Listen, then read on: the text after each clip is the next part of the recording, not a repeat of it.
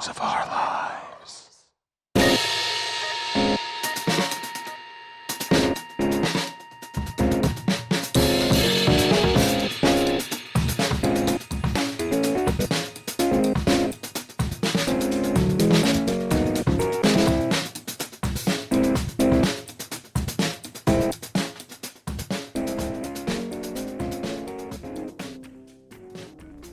Hello and welcome to the latest episode of Songs of Our Lives. I am Brad Rose. I am an artist, a composer, a writer, the founder of Foxy, Digitalis, and someone who thinks about music and sound far more than is healthy. Each week I invite on a guest to talk about the songs and the music that has meant a lot to them and left its mark. Previous guests include Macy Stewart, Circuit Dayu, Lucy Liu, Ilyas Ahmed, Damon Locks. There's so many. But this week, I'm really excited to have Mark Nelson, a.k.a. Pan American, a.k.a. one of the founding members of Labradford. Somebody who is, I said this later in the show, bit of a legend to me. Labradford was like super formative early sort of experimental band that I ever got into.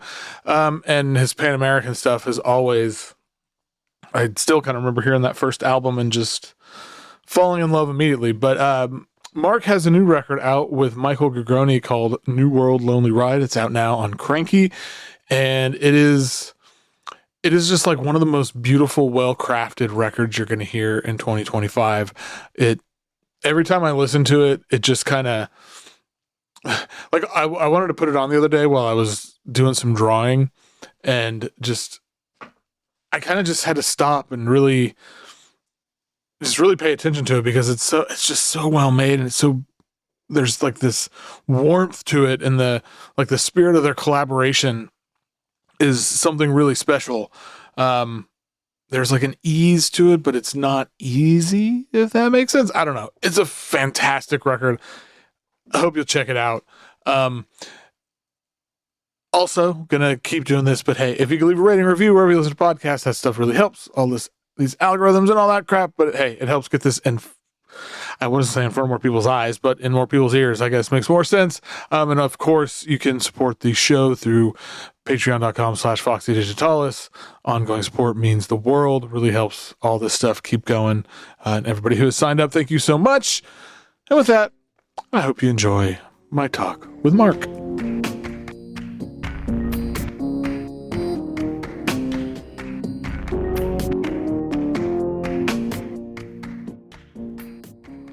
My guest today is a musician, a composer, a guitarist, someone I consider a bit of a legend. It's Mark Nelson. Welcome to the show. Oh, well, thank you, Brad. Thank you. I was explaining to my wife last night. She was asking who I was interviewing today, and I remember it was when I was 16 or 17, when I was in high school and first kind of discovering more experimental type music, and somebody sent me a tape and it had Tortoise and Labradford on it. And so and then yesterday Tortoise announced new music for the first time. So I was like, oh, it's this kind of flashback moment all of a sudden. Yeah, there was a period where we were sort of, I don't know, inseparable from Tortoise in the press or in some people's minds. Yeah. It's the way it goes, I guess. But anyway, so you got a new record coming out, I guess April 2nd on Cranky, New World Lonely Ride. It's a collaboration with Michael Grigoni. Is that the right pronunciation? Yes, that's correct. I guess the first goes, I'm just curious how you and Michael started working together. Well, I mean, I was familiar with his music before I knew him. So I just found his record Mount Carmel that came out on 10K, and fell in love with it. That was the first thing of his that I'd heard, and then sort of backtracked from there from some of his earlier records, which are also really lovely. And I think it probably started with just following each other on Instagram and sort of gently developing a relationship by liking things and commenting occasionally, and I think he reached out to me, with some sort of question about, something technical about the industry when I'm the last person who should be asked any of those questions, but bless him, he didn't know. But and then it'd already been sort of in my mind that, man, this would be like a good fit, I think, is to work together. And so I brought that up, and just started trading ideas and sounds back and forth, and here we are. Here we are, indeed. Yeah. Have you guys done any stuff in person together, or has it all been just like kind of? We've done one. Well, we've played a show together. So we played cool. a cranky show in New York in November. So that was the first time that we had actually been in the same room together. I flew to Durham, where he lives, and we rehearsed for a couple days, and then traveled to New York together and played that show. That's awesome. Speaking about the record, so they're like one of the, I guess, kind of things of the description that have stuck with me. It talks about the effective landscape. I love that phrase. I really like that phrase. Mm-hmm. The effective landscape of contemporary American life, and I'm curious how you kind of interpret that, and like what sort of ideas or emotions or images were kind of central to the process, maybe with that central to this process of this record or part of this record. Yeah, I think especially with instrumental music, and particularly maybe instrumental music that's not relying on technique, let's say, mm-hmm. As much as it is emotion. I think the idea or the concept or the sort of fulfillment of the idea comes at the end often. Yeah. So I won't say that we had this idea going into it, that we were kind of trying to sketch out this portrait of living here, Right. But it was made, started during the pandemic, and then all of the sort of, I don't even know what to describe. How to describe all of the shit that's happened since then.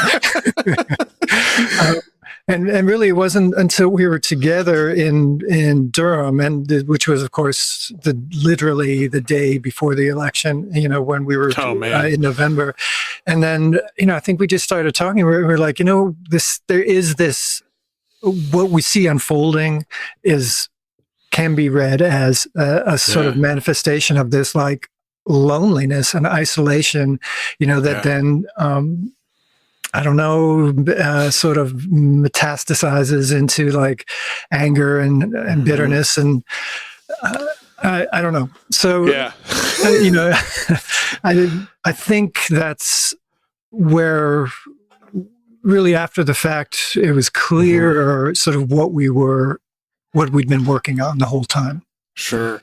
Is that sort of, cause that resonates with me. I've had people ask me about like with a lot of my own music of, what's the idea behind it? It's like, for me, a lot of it becomes clear after the fact. Right. Is that kind of a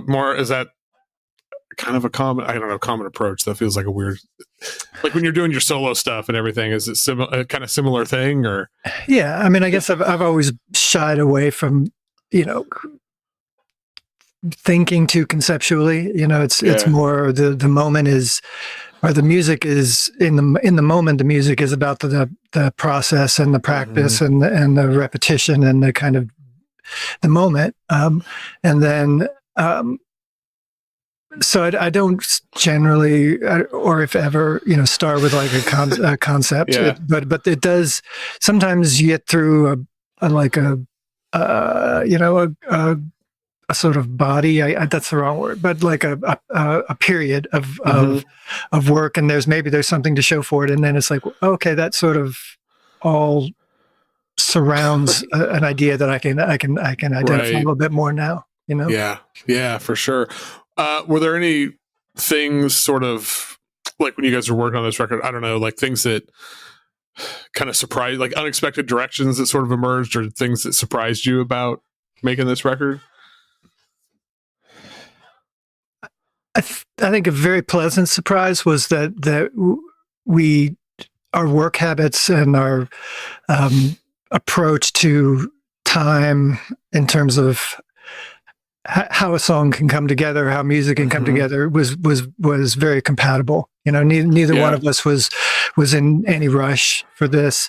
If I sent Mike something and I didn't hear anything for 3 weeks, that didn't bother me, and vice versa. You know, I mean, he's got a career as a academic and a family, and I've got a family and a job, and you know, so some of that is just, I think we intrinsically had an understanding of how it would work, you know. And it was very generous in that sense, like zero pressure, and just kind of process oriented and iterative, you know, just sort of like, what about this? Does this work? Do you like this? You know, and then it just worked, you know, in terms of, I don't think, you know, we had a couple, like, I wouldn't even say disagreements, but just sort of like moments of, do we take this path or that path? Yeah. And someone would advocate for one or the other, and that's what we did. Yeah.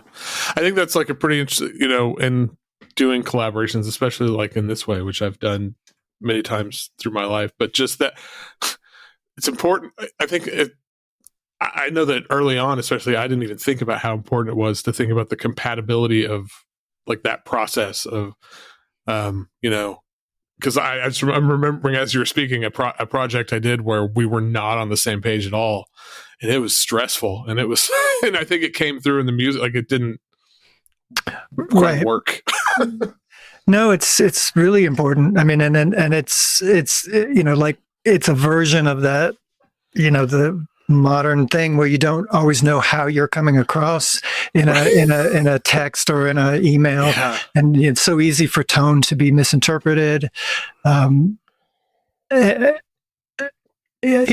it's for doing but on the other hand, yes, however, you know, doing a long distance collaboration like this almost makes that easier, because you don't have those moments in the same room where you're just sort of staring at each other like, well, I don't understand what you're talking about.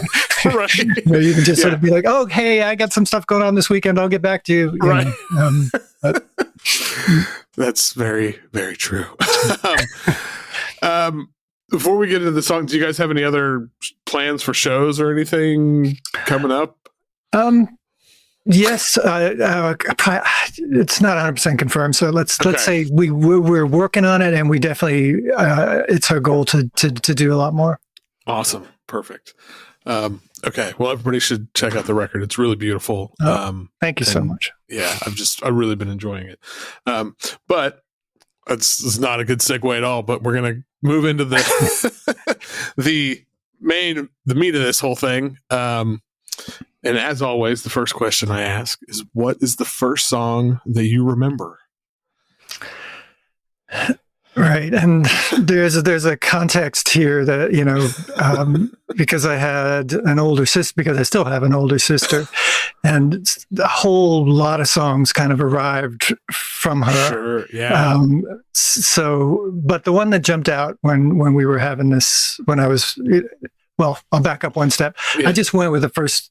Answering these questions are impossible, as you know. Yes, exactly. So I just went. I agonized for a while, and then I was like, "Fuck it," and just did it all in 10 minutes, and went with what first thing that came into my head. The first song I remember, for the purposes of this conversation, "Rainy Days and Mondays" by the Carpenters. So this is one that how much older is your sister? She's 4 years older than me. Okay. And she had a clock radio, and so this is like right at the end of the 70s. So I was probably just getting into my consciousness was just emerging, right. 4 or 5 years old, something. And she had the clock radio, and she had a tape play, like a cassette recorder, one of those tabletop ones with the built-in mics, and so she would put the tape player next to the radio and push play and record it over the air through the built-in mic. Yes. I remember sitting in a room, as she did that, and definitely this song. Yeah, it's like a lot of my early kind of formative memories. It's interesting you mentioned your sister. Like, I have a sister who's 3 years older, and now you've got me thinking like, oh, a whole other set of memories. But Mhm. a lot of mine are with my dad and like listening to his records. But the Carpenters were like my mom and I say, like the Carpenters were her favorite, or still her favorite Right. band ever. Karen Carpenter is like her favorite singer ever. And She is the greatest singer ever. Yeah, exactly. Yeah, I mean, it's that voice that's like, it's like one of the most comforting voices ever. It's just this, and so much longing and beauty and like, you know, it's and technical like brilliance. Right. I mean, she is at the highest level for me. I totally agree. And yeah, so it's like this song, it just it takes me back to those memories with my mom, and it just I still love. I mean, how can you not love the Carpenters? My God. No, I know, and this song is my favorite too, and it's a beautiful lyric. I think it's Paul Williams wrote it, and it's just this open kind of generous admission of, you know, just I'm struggling. I don't know what I don't. Yeah. I'm not connecting now, but I need somebody to help me. It's beautiful. It is, and it feels like really pertinent. Right. It always the moment where, okay. Well, on what's a song that either makes you cry or makes you feel that kind of way, if you know. Yeah, and this is another one. It could have gone a lot of different directions, but the one that just jumped into my head, it was by that song by Damian Marley, "Welcome to Jamrock." Yeah, which again, it's not like it's not a sentimental kind of crying, which happens to me all the time too. It's more of just an emotional frustration kind of crying and a desperate crying. You know, there's so much like tenderness and frustration in his voice as he's sort of describing, you know, a social situation in Jamaica, but is universal basically, you know, how poor people live in this world. And it's just a gorgeous song. Yeah, it's such man, that song, that whole record, I don't know. There's something like the like kind of contract, because like the production of it and the like just the music part of it is awesome, and then it's like this amazing contrast with his voice. Like they work together so well in kind of unexpected ways to me. And that's really true. There's like, again, it's that tenderness in his voice, but the music has that edge, you know. And I, you know, I mean, there feels like this kind of undeniable connection to his dad's legacy too, like in this song, which sort of heightens the impact in a way. And absolutely, I really love this. This pick like really surprised me, because, you know, a lot of people tend to pick very sad. I mean, this is a sad, but you know what I mean? Like, I think this question often goes the more sentimental route. And so I was pretty excited to, I just love this song. I really love this song. Cool. On the other side of that, what is a song that will put you in a better mood? Well, sometimes crying puts you in a better mood, but crying is my wife and I were actually having this conversation the other day. It's like, God, sometimes just crying makes you feel so much better. Well, that took me a long time to learn as a grown up and in relationships, you know, with same. Where, you know, I didn't really grow up in a super emotionally demonstrative household, you know, so it took me a while to figure out that sometimes crying is not a disaster and somebody's but okay, better moods. I guess an easy choice, really, like Rock Lobster by B-52s, which is just the perfect riff, the greatest, most uplifting, joyous American moment of music. It really is. Like, it's one of those songs. It's like as soon as you hear that opening riff, it's just like a smile comes to your face, and you know it's coming. Yeah, I do think they're the best American band of all time. You know, I mean, like they just call it.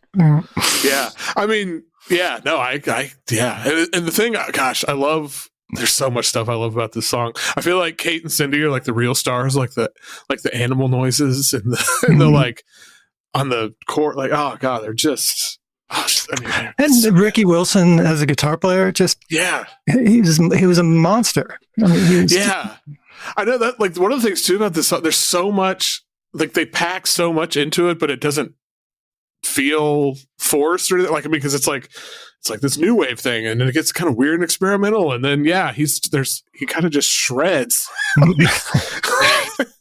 And it's so welcoming, you know. I mean, it doesn't.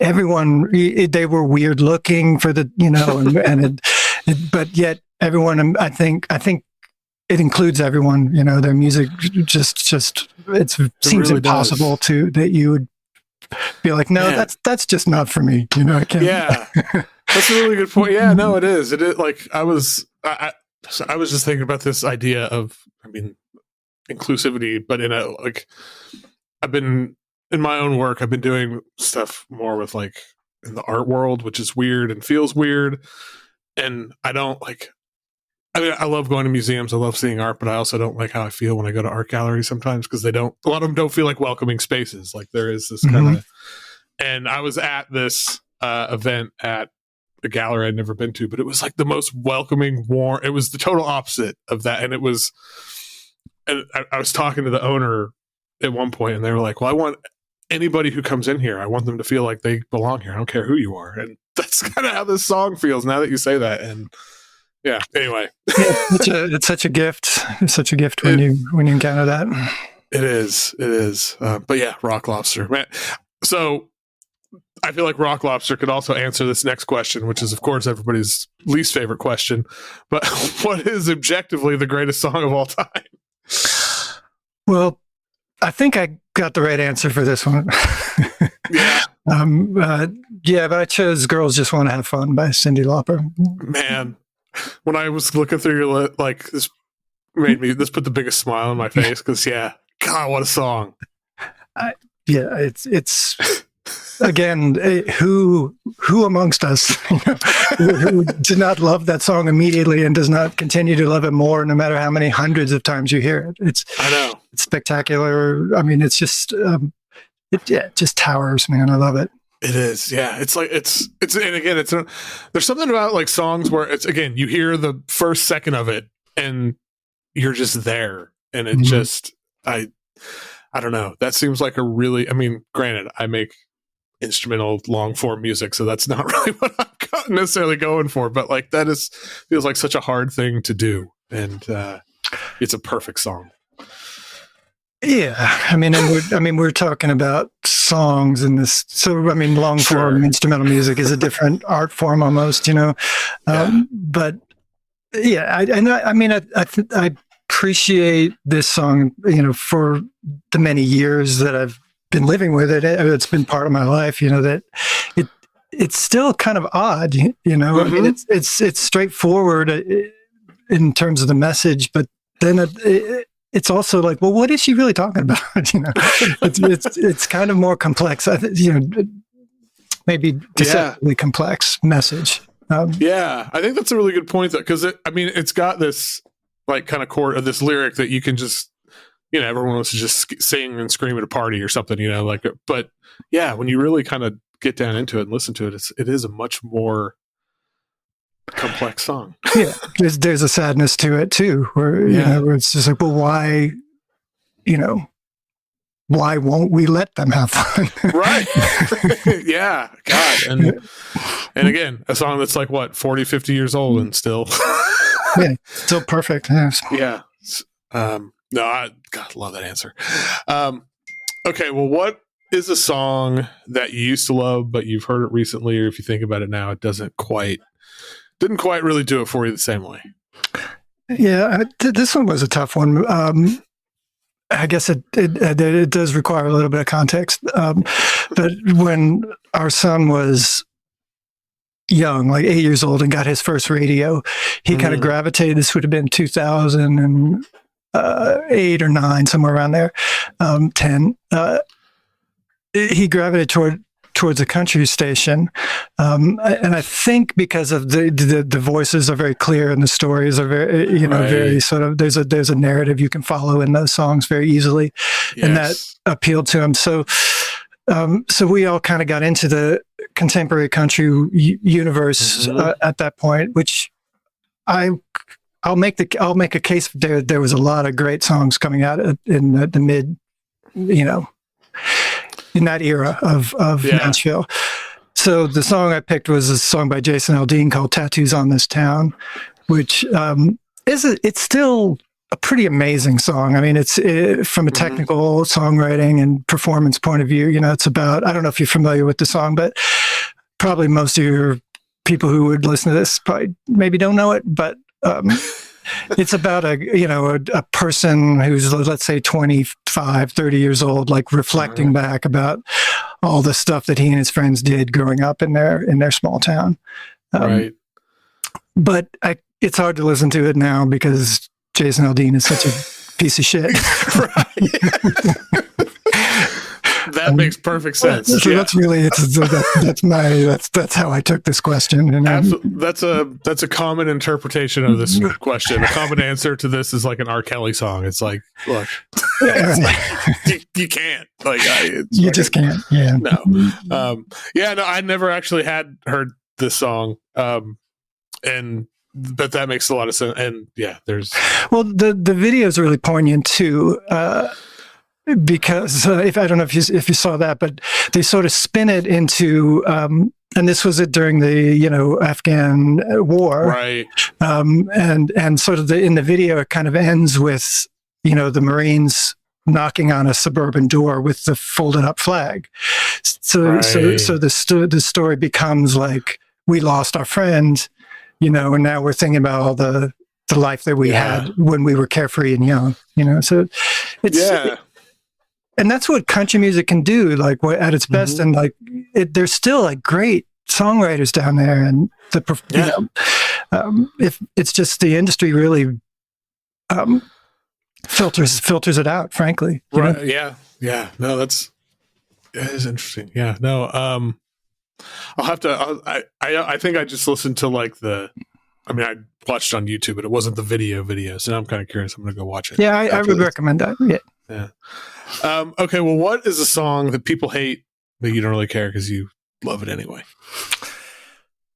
Drops of Jupiter by A Train. I feel like this is a really bold pick. A lot of people really hate this song. I guess I've come to accept that, Yeah.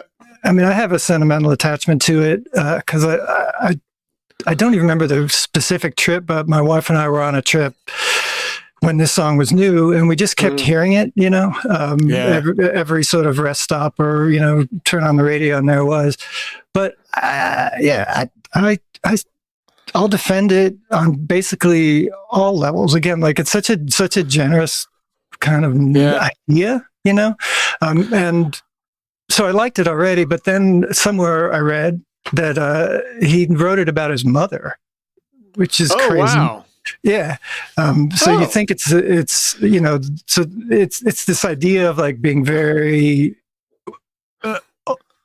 patient with another person, with their life and their searching, and just welcoming them however they are to you in their lives. And then to think that then, the person, the parent that's supposed to be taking care of the child is the one who's needs to be welcomed home is kind of incredible. Dang. Frankly. Yeah, that is a really incredible. That kind of just gave me a little bit of chills. That's I never hated this song, so I think I was lucky that I didn't hear it as much as a lot of people do. I've always thought he has a really good voice. Like I like his voice, and I couldn't agree more. I mean, it's I still love it. It puts me in a certain frame of mind, like right away, so I'm very grateful to have this song to have a personal connection to it and to have lived with it past just the fact that it's an annoying like pop song, Right. I love that it's about his mom. Man, that's true. Hopefully that's true. I mean, that's just I don't know that I'm like, I don't know if I should look that up because I don't want to find that's exactly how I've it is true. Now it's been, exactly. Okay, what is the most romantic song? I picked a Bobbie Gentry song from Delta Suite called Courtyard that I've always loved. Yeah, that's great. So I just so many lines in that song are so. I mean, just the way it opens. He'd build me a courtyard. He promised he would. Like that's just there's something so. Whew. And the quality of her voice too is just so intimate and it's beautiful. Yeah, I think there's like a lot of the lyrics too. I mean, it keeps revolving around this idea of this courtyard and this, but there's like this almost like specificity to the lyrics that make it feel very real to me. Right. And I think that just for the like in the context of like a romantic song, that just sort of ups the ante a bit. And it has almost this nursery rhyme quality to the rhymes, that sort of lull you, so it kind of goes around in circles in a way that pulls me in. Yeah. And then her voice. I mean, again, one of those voices that just timeless. Yeah. What is the song that changed your perspective on an artist, either for better or for worse? Well, for better. So one of the rules that I set myself for this was not to be mean about it. Yeah. Try not to be mean, except for when it comes to Jason Aldean. But yes, it was the David Bowie Pat Metheny collaboration. This Is Not America, and I guess it changed the reason. One thing I like about this as an answer is it kind of changed my perspective on both of those artists. When it came out, I was not much of a David Bowie fan. I just associated him with what I heard on oldies radio and people, he's just so worshipped that my part of my reaction initially is often just to be like, hey, he can't be that good. Right. And, the stuff like the Aladdin Sane and the more glam stuff doesn't really fit for me. But yeah, this song was a really popular song when it came out. And I mean, it's just a beautiful vocal performance and has such a rich atmosphere, like one of those 80s songs like In the Air Tonight that just has this kind of very mysterious, but yet very accessible and radio friendly kind of feel. Right. So, I mean, it's just a gorgeous song, a great vocal, lyrics that are mysterious, but you can tell he really is feeling it, And then Pat Metheny, who I didn't really know, I was not a jazz dude at that point, and I was like, oh hell, man, this sounds fun. It's fucking good. Yeah. So. I think this was like the first thing I ever heard, my first introduction to Pat Metheny. Now when I think about it, and because I vaguely remember then thinking, yeah, this is awesome, and then going and listening to other stuff of his and being because I wasn't into jazz or anything like that, and being kind of confused because it was so, and have grown to since have a very a real appreciation for him and. He's a confusing guy. I would say as an artist.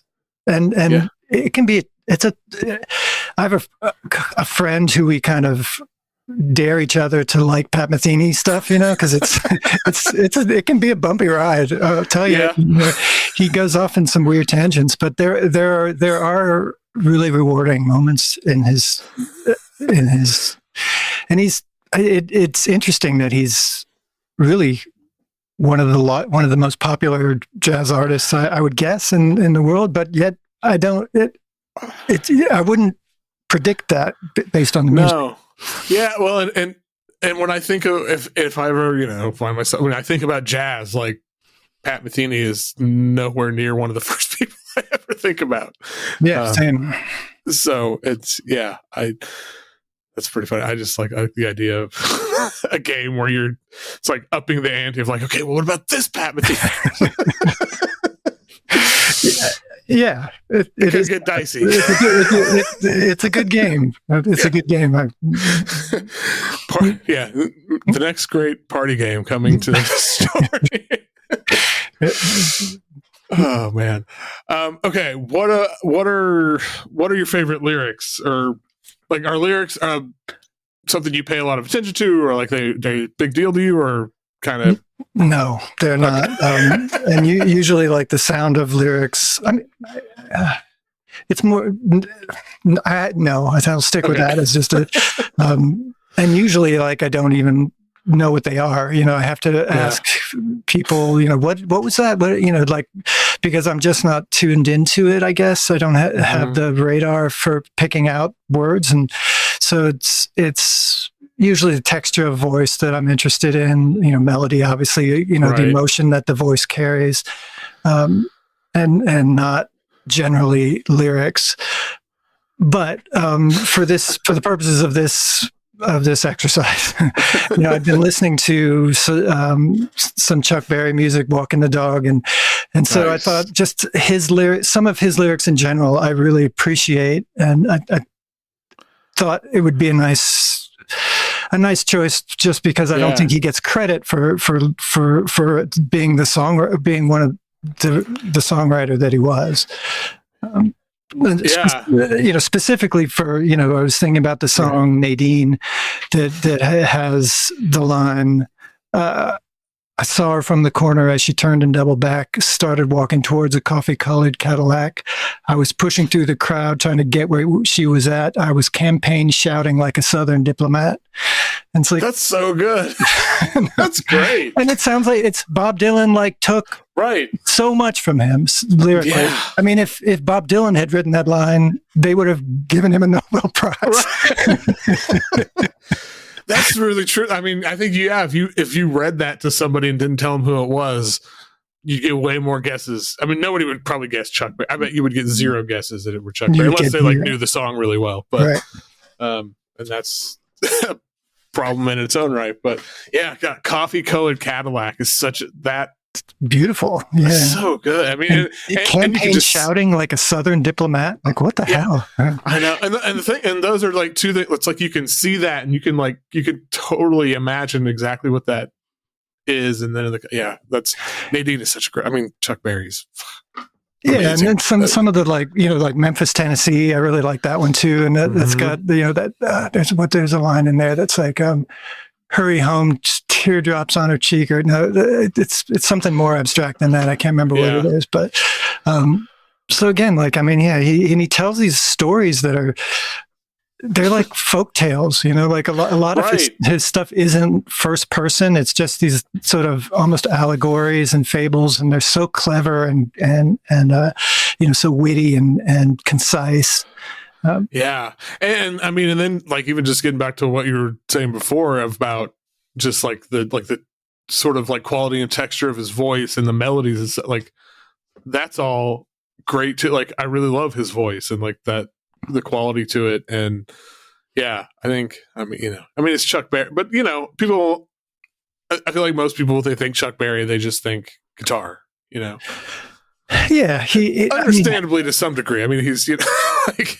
I was talking to Joel from Cranky about this, at some point in the last year or so, and we occasionally will share that, just send him a track out of nowhere, and I think we were talking about Bo Diddley, but just both, it's almost like it's hard to hear it because it's so it's just been overexposed, I guess, or taken. The context has been so decimated. I don't know what it is, but it's like so much part of the zeitgeist that it's sort of lost all meaning or something. Exactly. Yeah, that's a good way to put it. That's a good way to put it. But if you can kind of isolate it out and just think no, this actually came out. This didn't exist before he made it. Right. Yeah. Gosh. That's a weird. Yeah, I mean that's like such a. I was talking about this with who we were talking about like an Eric Satie piece or something. I don't know, but it was like there are people who lived like at a time when before this and then after that. Like, it's such a weird thing to think about. Yeah, I mean, when you get, I mean, how many years? 80 years after the fact, and it's all, you know. I think for me, you know, like coming up, Generation X or whatever, like in the shadow of the baby boomers and everything that they had, you know, that was just kind of crammed down our throats. You know, it was just like the you know, just the first reaction was just to reject it all. You know, of course, hence punk rock, you know, or whatever. But it's just sort of like try to take back some of those layers and actually see it. You know, is challenging and rewarding. Yeah, for sure. What cover is better than the original? Did I answer that one? Yeah, I think it's a hot take, but I agree with you. The Kelela song. Oh yeah. Okay. yes. That is that. Well, I think to answer this question correctly, or as I interpreted it, you have to like the original too. So right, absolutely. So that makes it a really special achievement, right? Is if you start with something that's fantastic and you make it better. So that I picked the Kelela's version of "Furry Sings the Blues" by Joni Mitchell. I remember hearing this for the first time because I agree, and the original is incredible, and it really kind of, when I don't know, like, it's oftentimes there are like songs and artists where you think like, God, covering that, like, you really want to do that? Like, and I remember like somebody sent this to me and I was like, really? And then just was kind of floored by just the performance. Like, her voice is so incredible in this. I mean, her voice is incredible, period. But especially on the, like, there's just something about it, like, within this song that. Yeah, thinking about it now, I remember, you know, that there's something about Joni's version it's so like deep in like Joni world that it's hard to hear it because, you know, she sings, you know, to put so much of like her phrasing and personality, and like it has a very like serpentine quality. It's almost hard. It was hard for me to hear the lyrics until you know. So the Kelela version kind of took some of that away and just presented it as a song, you know, in a more straightforward way. Yeah, and that helped me kind of really occupy, you know, the ideas in the song a little bit better.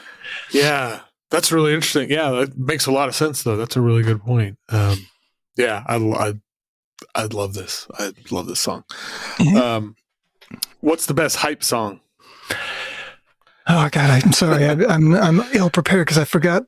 Did I? Oh, check the rhyme. Yeah, Tribe Called Quest. You know, again, kind of a pretty straight, easy answer on that one. Yeah, the song just feels so good. It does. Yeah. And Q-Tip, I think, has like one of the like cleanest, best flows ever. It is just. Whew, I know. There's a great video of this too. You know, like where they're on the roof of that building. You know, on Avenue of Linden. Yeah, it's just. I mean, this could have been the answer to a lot of the songs on this, but it always puts me in a better mood. And yeah, it's a beautiful. You can make a case for the greatest song of all time, frankly. No, you could for sure. And speaking like, if you could, one of the greatest, you know, another of the greatest bands of all time. Yeah. If you call them a band, I don't know, but using the term loosely. Yeah, I think it works. Have you read the book "Go Ahead in the Rain"? I would butcher the pronunciation of the author's name if I own a copy. It's on like my never-ending pile of to-read stuff. I need to get into it. And actually, that's made me think of it when I was listening to this, and I guess I was prepping for this. I was listening to this song again, and I just like kind of listened to Tribe for an hour or so. Right. I was like, oh man, I got to get into the book. I recommend it. It's a quick one too. It's just really uplifting read. which hey, we could all use an uplifting read. Hell yes. All right, last two questions. First, it is, what is the song that means the most to you? And it's not necessarily the song itself, but what you associate it with, something or a person or a memory or something like that. Yeah, my favorite things, and really all versions of it, from the the original Sound of Music, Julie Andrews version, through Coltrane and beyond. I mean, it's a song. It's got, at one point when my wife and I were dating, she was in Italy for a program, and I made a cassette of just different versions of my favorite things. That's cool. C60 of my favorite things, and there's a great Diana Ross and the Supremes version. There's just it's a very meaningful song personally in our relationship, and what a great idea for a mixtape, especially just in general, but within that context too. That when you're, well, I think she said that it was her favorite song, or even better, or at least the song that mattered to her. So then I was working in a record store at the time, so it's like hunting down those versions, but yeah. Yeah, I remember Sound of Music when I was a kid, but I remember, I think I told this story recently, but just the first time, when I was learning about jazz and getting into jazz and hearing Coltrane's version, just kind of broke my head. I was just like, oh my God, wait a minute. Because at first I don't even think I realized it was, I saw it said my favorite things. I was like, this can't be, and then, right. But yeah. Great. And I think it was a hit too. I think Coltrane's version was a hit. I think so. A single, just wild. Oh yeah, that's such a weird thing to think about. Yeah. John Coltrane. I mean, I know there are people I know who aren't, they know who John Coltrane is, but they don't. They're not. But they know my favorite things. It's like they know my favorite things and a Love Supreme. Right. But which, hey, if that's all you know, that's pretty good. That's a lifetime. Yeah. Yeah. All right. Well, what is your favorite song? What's Going On by Marvin Gaye. Yeah, pretty much an the first one that came to my mind, and I haven't found any reason to move away from it. There's not a whole lot to say about it, and then it's. I mean, again, you could probably make a pretty good case that this is the greatest song ever. Absolutely. What an incredible song. And, man. Yeah. Well, yeah, I don't have a lot to say about it. Yeah, I mean, it's like one of those songs. It's like, what can you say that hasn't been said about this song already? Or that it doesn't say about itself. Well, yeah, I think that's maybe more important. It tells you everything you need to know. Well, hey, man, this was a lot of fun. Thank you. Appreciate you doing it. And I'll remind everybody that New World Lonely Ride is out on April 2nd on Cranky, and hopefully some show performance announcements coming in the future.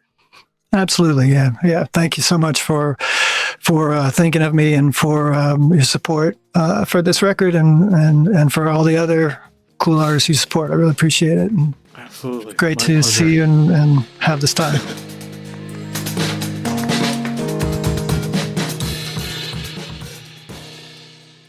Once again, thank you to Mark Nelson. Listen to his picks, link in the show notes, and please go give New World Lonely Ride a listen. His collaboration with Michael Grigoni. If you have not heard it, if you're a fan of this show, and you'll love this record. I have no doubt in my mind you will love this record. Once again, please leave a rating review wherever you listen to podcasts. Patreon.com/Foxy Digitalis. All that, whatever, means the world. Even if you can't do that, don't want to do that, that's fine too. Whatever you do, keep on listening to whatever the hell you want.